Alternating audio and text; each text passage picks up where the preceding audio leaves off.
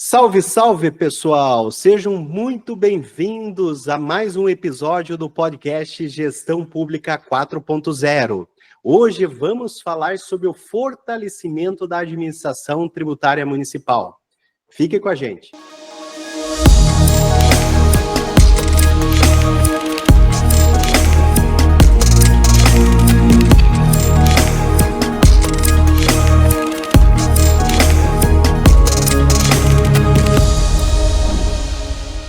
Olá, sejam muito bem-vindos. Estamos começando mais um episódio do podcast Gestão Pública 4.0. E hoje vamos conversar de um tema importantíssimo, que é o fortalecimento da administração tributária municipal em época de reforma tributária. Para isso, temos dois convidados muito mais do que especiais.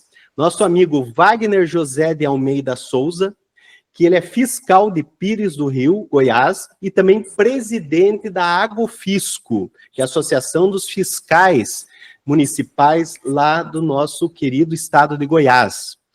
Olá, Wagner, seja muito bem-vindo. Boa noite, obrigado. Estamos aqui para contribuir. E também contamos com a presença do nosso amigo Giovanni da Silva Bento. Ele é fiscal de tributos de Passos, Minas Gerais, e ele também é presidente da Anfisco de Minas Gerais, que também é uma associação aí que defende os interesses dos nossos amigos auditores fiscais dos municípios. Seja muito bem-vindo, Giovanni. Muito obrigado, professor Elton. Agradeço pelo convite, é uma honra participar do seu podcast, que tem uma abrangência tão grande na área tributária. Nós agradecemos a presença de todos vocês.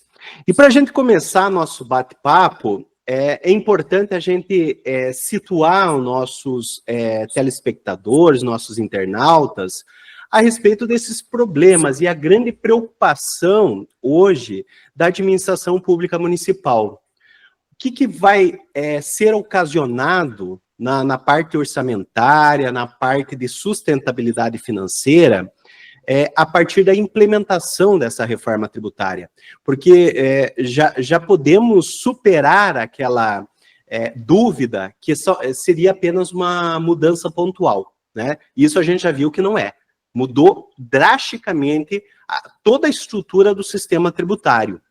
E no olho do furacão estão os servidores públicos municipais. Podemos começar com a provocação aqui com o Wagner. O que você acha, Wagner, nesse impacto? Como que os municípios podem se preparar e o que essas mudanças realmente vão trazer de preocupações aí para os gestores, secretários e até para os auditores municipais? Olha, professor Kremer, os municípios vão ter que vão ter que se reinventar, né? Eles vão ter que se reinventar, porque há uma expectativa até de redução, né, de alguns municípios na sua arrecadação. Então, por exemplo, aqui no estado de Goiás, foi feito um estudo agora, recentemente, pelo Instituto Mauro Borges, que é um instituto assim até oficial daqui do estado, e que ele é levado em consideração pelo governo do estado, né? O governo até contrata esse instituto para fazer suas pesquisas. E esse instituto está falando que, por exemplo, nós somos 246 municípios. Desses 246, 102 municípios vão sofrer perdas. Então, é um impacto que a gente que os municípios vão ter que estar aí já na expectativa, porque vai acontecer, não tem outra matemática. Então, 102 municípios nossos vão ter uma perda anual de mais de R$1 bilhão em receitas, em repasses. Então, os municípios vão ter que fazer aí um jogo de cintura muito bem feito, vão ter que se reinventar para superar essa perda que vai acontecer. É um caminho sem volta, né?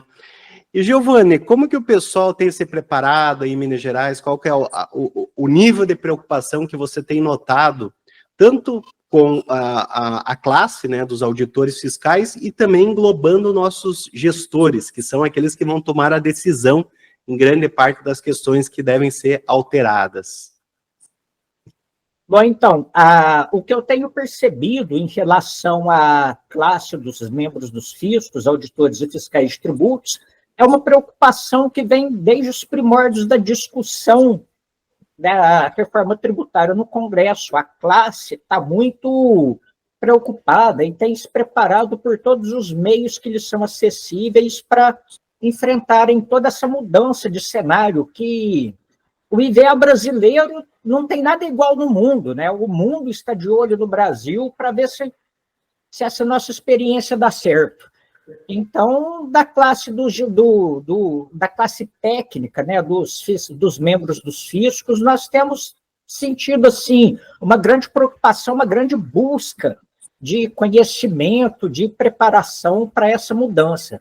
Da parte dos gestores, infelizmente, grande parte, nós temos 853 municípios em Minas, a maioria deles muito pequenos, e o que eu pude perceber em vários simpósios que a gente tem organizado pelo Estado para tratar da reforma tributária, é que muitos deles estão sem saber o que está acontecendo, sem terem percebido ainda qual o momento histórico que nós estamos atravessando, que vai mudar completamente o panorama tributário no Brasil. Isso é um grande perigo, porque se o gestor não notar essa queda da arrecadação, em muitos municípios vai ter essa queda, é um impacto aí que a população vai sentir, né? Não é só o gestor, mas principalmente é a população que vai ficar sem serviços públicos, não é? Justamente, aqui em Passos, nós temos a sorte de estarmos contando com uma administração municipal que está atenta a isso, tanto que de 2001 a 2021, desculpe, a 2024, só de ISSQN nós aumentamos a arrecadação em 86%, porque nós estamos atentos àquela questão da média de arrecadação de 2019 a 2026, que vai afetar diretamente a cota parte do IBS, numa parcela grande, muito significativa da distribuição do IBS. Uhum. E, Wagner, você comentou, e é um medo, né, um receio tremendo, essa queda de arrecadação. O que você visualiza ali dos desafios que os municípios irão ter nesse momento da transição? Porque é aí que a gente vai começar a sentir o que é o novo IBS, quanto que ele vai render para os municípios, principalmente. O que você visualiza ali que deve ser os principais gargalos dessa transição? Olha, o que acontece? Os municípios, antes da criação do IVA, os municípios e estados, para poder aumentar a arrecadação, trazer empresas, né, para poder gerar recursos para o estado e até mesmo para o município, havia o famoso incentivo fiscal, que nada mais é do que uma renúncia de receita. Então, renunciava-se receita, por quê? Porque uma empresa viria, se instalaria, geraria recursos aqui, ICMS, ISS, vários outros tipos de receita.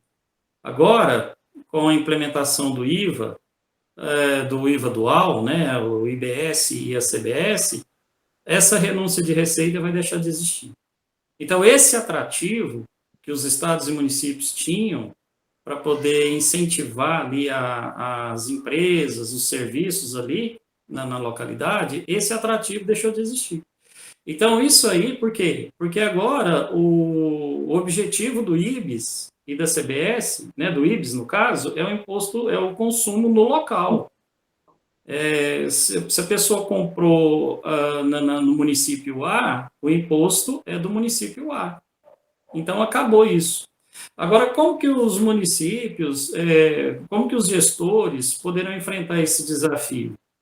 eles vão ter que arrumar outro atrativo, né? Porque, como foi mencionado, da questão das perdas na transição do IBS e da CBS, então agora os municípios vão ter que organizar uma outra forma de atrair essas receitas para cá.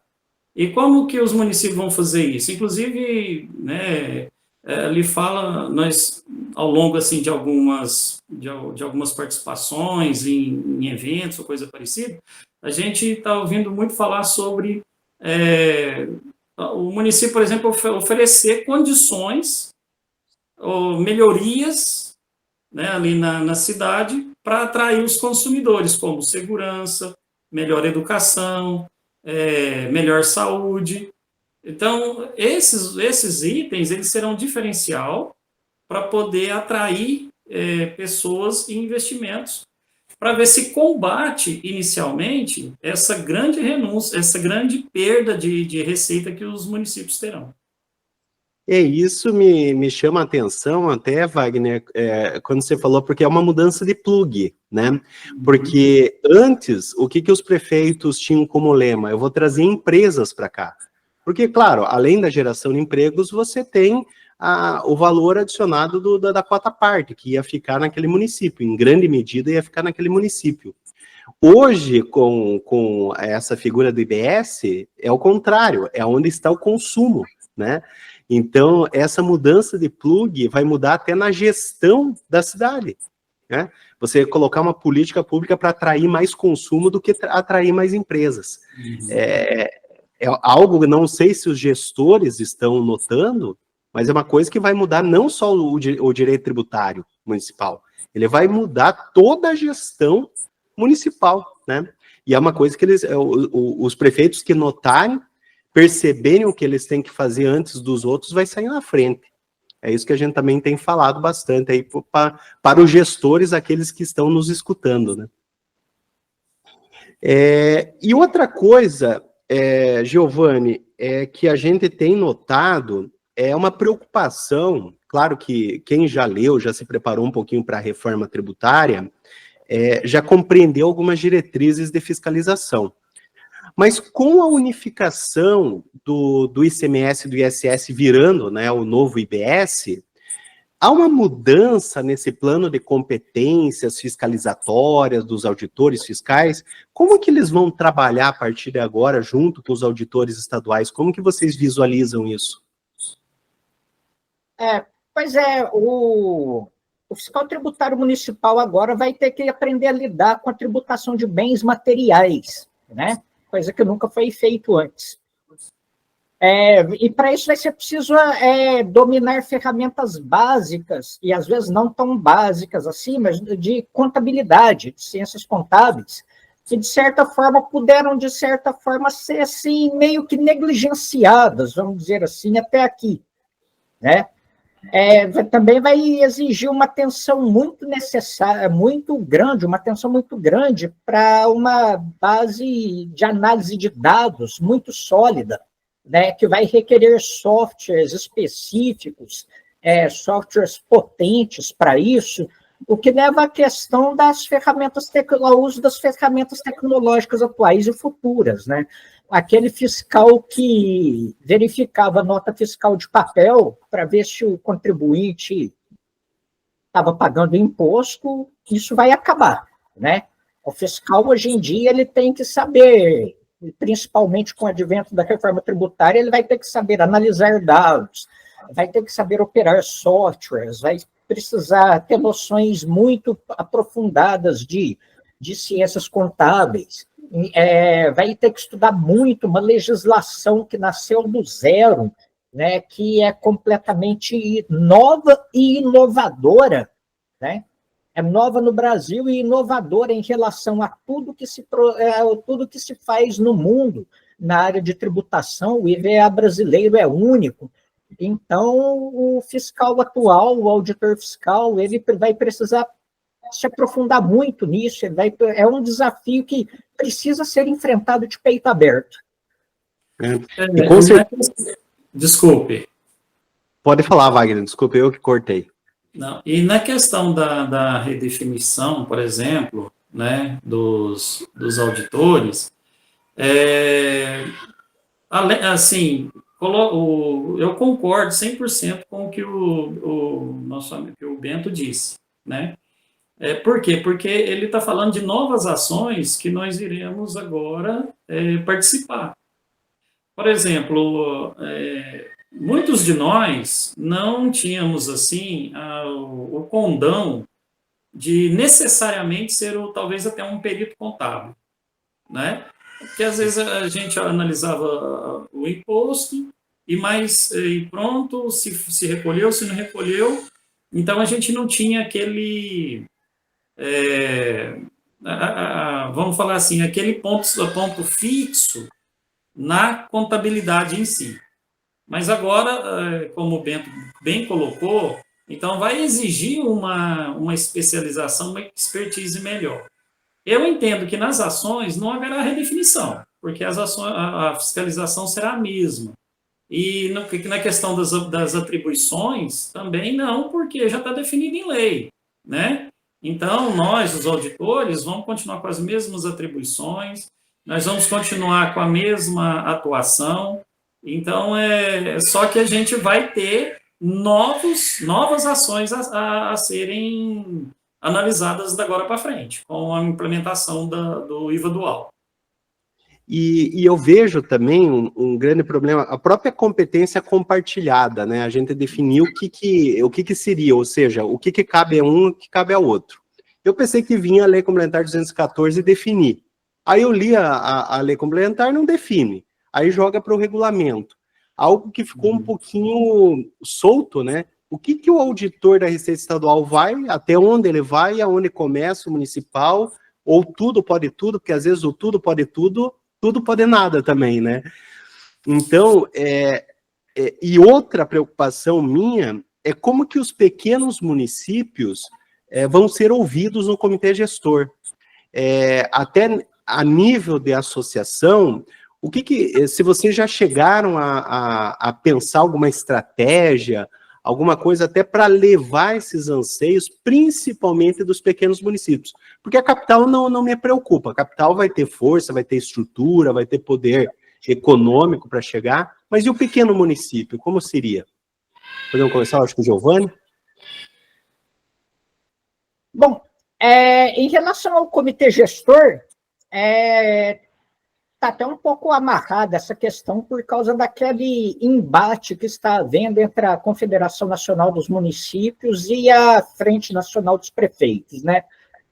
Então, acho que ainda não tem muito o que se fazer a esse respeito, mas uma coisa que preocupa muito, não só as associações, mas eu acho que tem preocupado muito, pessoalmente, cada fiscal e auditor de tributos, é a questão mesmo das atribuições e dos direitos e deveres de cada fiscal tributário. A gente tem aí que, desde o início da discussão da reforma tributária, com a apresentação do projeto pelo Dr. Bernard Api,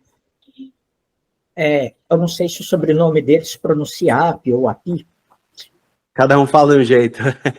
Também não sei qual é o correto, acho que é Api. Sempre houve uma questão de não alijar dessa discussão nenhum ator que fosse diretamente afetado pela reforma tributária. E uma questão que tem preocupado muito a nossa classe é a questão da lei orgânica da administração tributária, né? Diferente do que foi feito na discussão da reforma tributária, na discussão da lei orgânica tributária, os pequenos municípios têm sido completamente alijados dessa discussão. A FEBRAFIT apresentou um projeto de lei para o Dr. Bernard Api, que vai encaminhar ao Congresso, que ignora completamente os anseios, as preocupações e os direitos dos municípios, sobretudo dos pequenos. Infelizmente, parte da FENAFIM, não toda, né, com a rebeldia, vamos dizer assim, de grande parte de seus associados, parece que tem encampado essa ideia que que tem nos deixado preocupado, porque, afinal de contas, ela defende, esse projeto ele visa aquela carreira dos auditores estaduais, federais e dos das capitais, que tem uma estrutura e uma remuneração inalcançável para os pequenos municípios, né? E os pequenos municípios estão completamente alijados dessa discussão. Então, esse, na verdade, é o primeiro embate que nós estamos travando, antes mesmo da questão da representação no comitê gestor. Isso. Esse ponto que o Giovanni falou, ele é muito importante.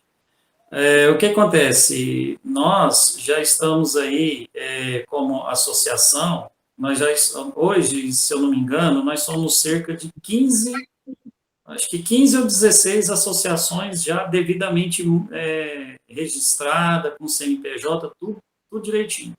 E tem outras associações que já estão montadas, umas já fizeram o registro, estão aguardando CNPJ, né? E outras estão no início. Qual que é a nossa briga, ou a nossa preocupação, e por isso a gente está lutando para poder não deixar os municípios de fora, principalmente os pequenos, os médios, dessa luta, né, que nós estamos tendo. Por exemplo, está havendo ali, como o Giovanni bem colocou,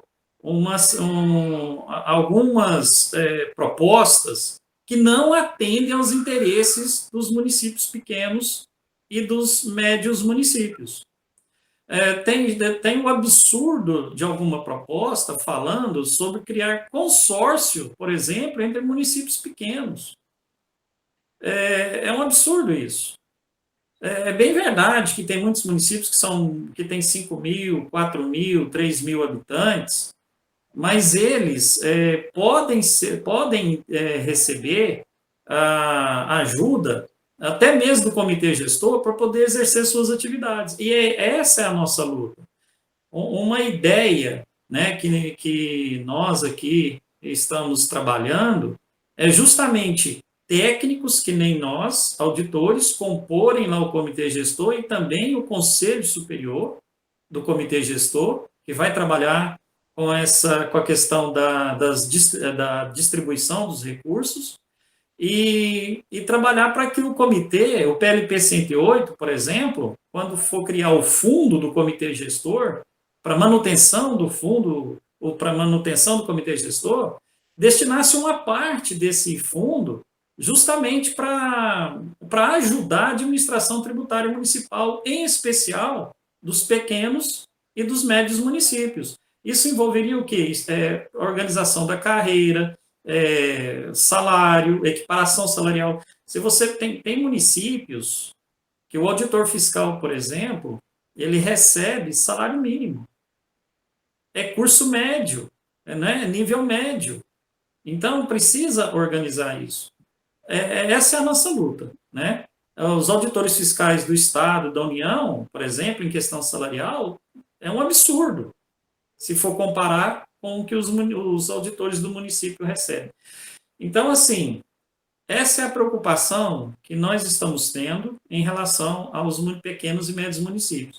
A ter recursos para que eles possam trabalhar de forma eficiente, eficaz, na arrecadação de seus tributos. Eu concordo plenamente com vocês, até porque se você quer ter uma arrecadação boa, você tem que investir. Eu até defendia, na época que eu era procurador municipal, fui 9 anos procurador de São José dos Pinhais, ali região metropolitana e Curitiba. E eu defendia essa valorização, e eu englobo a administração tributária, tanto os auditores quanto os procuradores, né, que são os procuradores fiscais.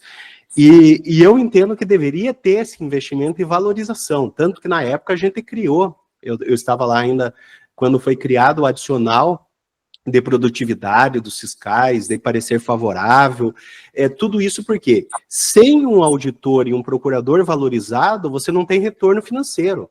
E se você está aplicando ali, você quer um investimento, vai ter retorno financeiro, né?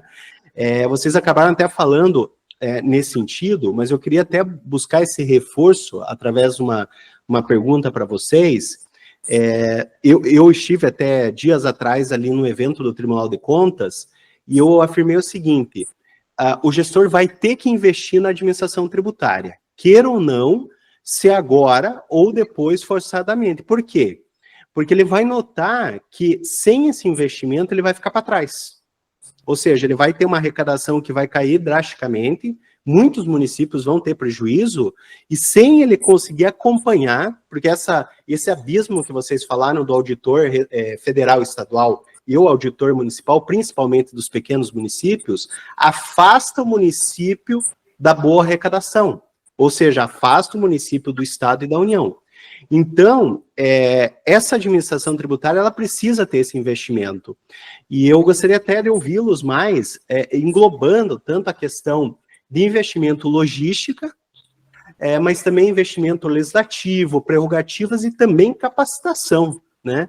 O que vocês vêm visualizando que no estado de vocês teve um avanço ou ainda depende mais incentivo dos gestores, ou gestores ainda não notaram isso? Como que está no estado de vocês essa situação?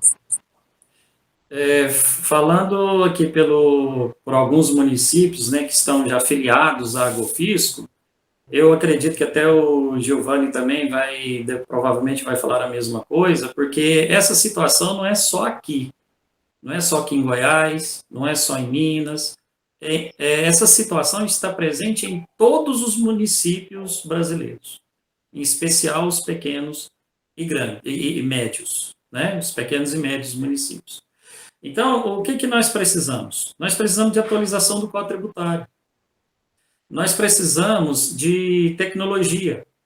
Agora, inclusive, a tecnologia ela vai facilitar. Eu entendo que a tecnologia ela vai facilitar, ela vai simplificar, inclusive, a vida até mesmo do contribuinte. Às vezes, nós aqui, auditores, que nem eu não sei se foi você que comentou agora ou se foi o Giovanni, nós vamos ter que abandonar a fiscalização em papel. Agora vai ser tudo digitalizado, inclusive um assunto que já está aí amplamente divulgado e muitos municípios já estão aderindo, é a nota fiscal de serviço, né, a nota fiscal de serviço eletrônico padrão nacional.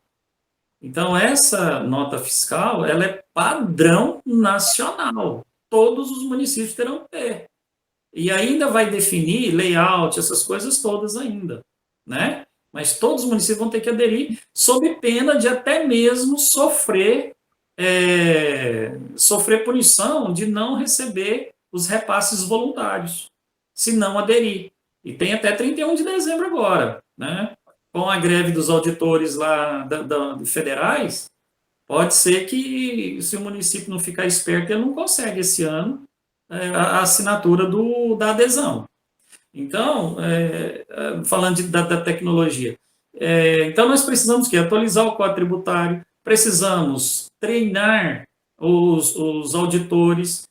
O professor Kramer, eu acredito que seja uma realidade também o quadro velho de auditores nos municípios. Por que quadro velho? Eu me incluo nele. Eu sou concursado de 90. Eu entrei no primeiro concurso público que houve após a edição da Constituição Federal aqui no meu município. Eu já estou em vias de aposentar. 4 anos só para eu aposentar. Então, e o meu município parou, ele não fez concurso público para novos auditores. Então, se não fizer urgentemente concurso público, esses municípios serão grandemente penalizados. Então, nós precisamos de concurso público, precisamos de uma lei, de um plano de carreira próprio, para poder, da classe do serviço específico, da área tributária. Diversos municípios possuem fiscais tributários que é fiscal geral.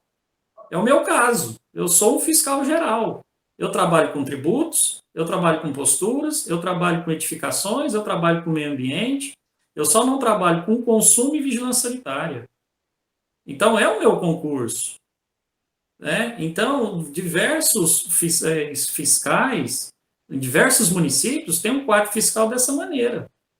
Então, a administração tributária precisa ser reformulada, precisa ter a carreira própria, precisa ter o plano de cargos da carreira tributária, atualização da legislação, adesão aos sistemas de tecnologia. Então, isso é uma situação que os municípios pequenos e médios ainda estão patinando, estão parados, não saem do lugar. Perfeito. Giovanni? Realmente, o Wagner levantou alguns pontos aí que eu acho que é comum pelo Brasil inteiro, né? O famoso fiscal faz tudo, em muitos municípios mineiros, é uma das coisas que os associados têm buscado muito, a associação, é para tentar resolver isso junto às administrações municipais, a questão da remuneração em muitos municípios mineiros. Chega a ser apenas um salário mínimo, quer dizer, como que você atrai um profissional competente para receber o mesmo que, sem desmerecer, mas para receber o mesmo que um repositor de mercadorias no supermercado? O repositor de mercadorias no supermercado, ele não lida com legislação, ele não tem que fazer um contencioso administrativo, enfrentando do outro lado advogados muito capacitados, né? Ele não tem que se preocupar com a arrecadação de receitas próprias, que vai manter o município girando, que vai manter as escolas funcionando, que vai manter a UPA de portas abertas 24 horas por dia, que vai manter as guardas municipais fazendo patrulha, auxiliando a polícia militar, né? Então, quer dizer, como que você atrai um profissional competente, essencial ao funcionamento do Estado, oferecendo um salário mínimo de remuneração, né? Atribuindo a eles coisas extremamente incompatíveis com a tributação. Às vezes, tem alguns lugares que você tem fiscal de tributos, que na verdade é um fiscal faz tudo, que até as questões ambientais são atribuídas a ele. Né? Quer dizer, é uma questão que precisa ser enfrentada. Esse negócio do gestor municipal ficar de pires na mão em gabinetes da capital do estado, em gabinetes de Brasília, ela vai deixar de dar resultado com a implementação da reforma tributária. E aí?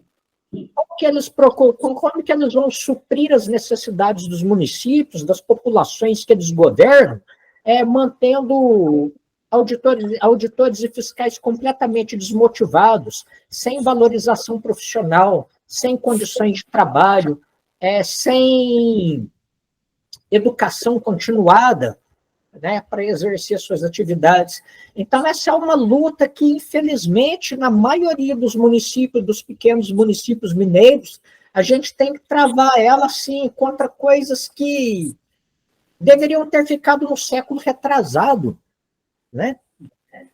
E, no entanto, elas continuam até hoje. Então, é uma luta muito difícil, sabe?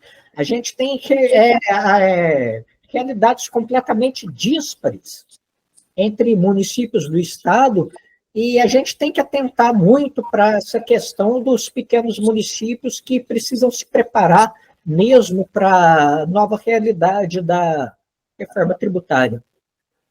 Não, com certeza, e é um recado muito importante, não só para os auditores, não só para os procuradores, que basicamente é o público majoritário aqui do podcast, mas principalmente para chegar nos gestores. E temos bons gestores, né? Aqueles que visualizam a administração tributária como aliada, como um ponto importante no município, porque é o ganha-pão. Se você não visualizar isso, é um olhar errôneo, é um olhar que você não consegue ter essa visão estratégica, e o gestor tem que ter, né?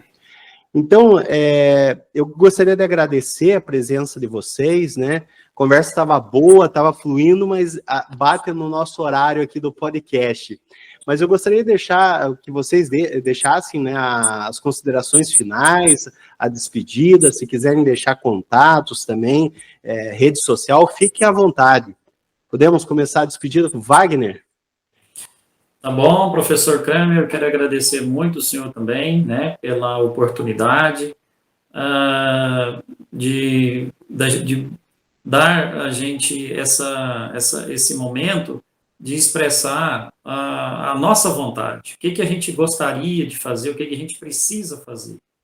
E nós aqui, enquanto representantes, né, de uma classe, né, de trabalhadores, que são os auditores fiscais, alguns às vezes acham que não são classe, mas sim, somos.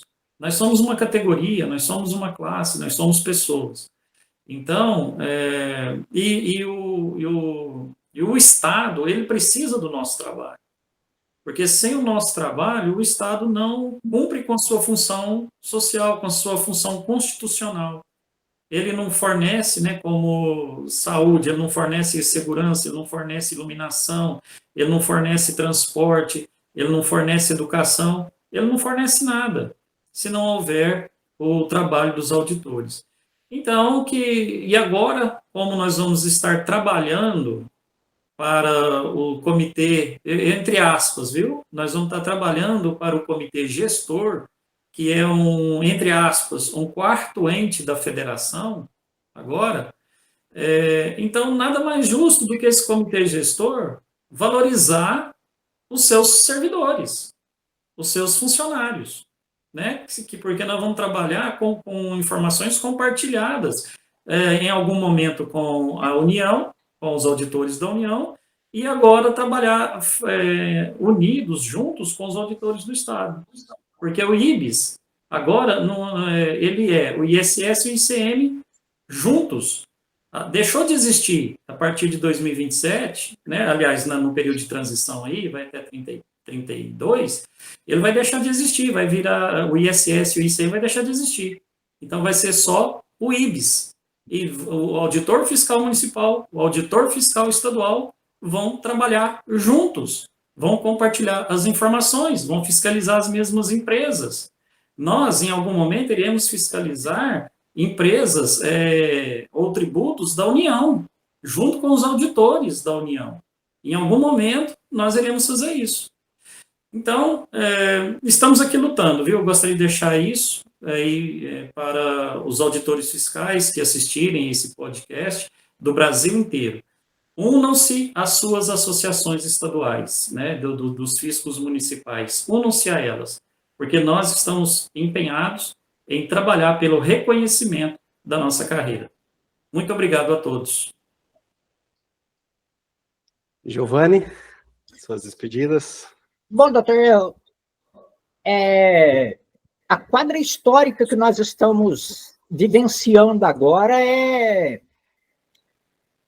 ela é marcante, ela é desafiadora, mas ela também traz muitas oportunidades, né? E a gente tem que se preparar para isso, tem que buscar educação continuada, tem que buscar treinamento, tem que buscar estrutura e melhores condições de trabalho para a nossa classe. E em relação a isso, a Anfisco, a Associação dos Membros dos Fiscos Municipais do Estado de Minas Gerais, tem feito simpósios de administração tributária por várias cidades do Estado, e nós temos assim um time de muito bons tributaristas que participam dos nossos simpósios, e eu queria já deixar aqui um convite para que o senhor se junte a esse time e possa participar de um dos nossos simpósios em data futura. Será uma honra, Giovanni. Será uma honra participar. Muito obrigado pelo convite e pela oportunidade. Obrigado pelo convite, Giovanni. Obrigado pela participação de vocês dois. Eu acho que o recado foi importante para as nossas carreiras, para todos os servidores públicos, saber da importância, né, dos auditores fiscais no município, né? E, com certeza, junto com a responsabilidade, tem que ter a devida valorização, né? Então, agradeço vocês dois e obrigado também a vocês que nos acompanharam até esse momento.